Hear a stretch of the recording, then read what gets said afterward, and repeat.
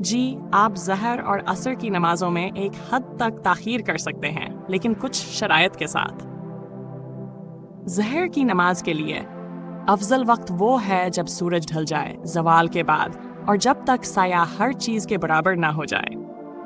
اگر ضرورت ہو، مثلاً شدید گرمی، سفر یا مجبوری، تو ظہر کی نماز کو کچھ دیر مؤخر کر کے بھی پڑھا جا سکتا ہے، لیکن سورج کے زوال اور عصر کے وقت شروع ہونے سے پہلے تک پڑھنا ضروری ہے۔ عصر کی نماز کے لیے عصر کا وقت ہے، اس وقت شروع ہوتا ہے ہر چیز کا سایہ اس کے برابر ہو جائے، ابھی تو تھایا بھی کتارا اس میں، یا بعض فقہی مسالک کے مطابق جب عصر کی نماز کو سورج بج کے زرد ہونے سے پہلے پڑھ لینا افضل ہے۔ سورج زرد ہونے کے بعد عصر پڑھنے میں کراہت آتی ہے، مگر نماز ہو جاتی ہے۔ خلاصہ،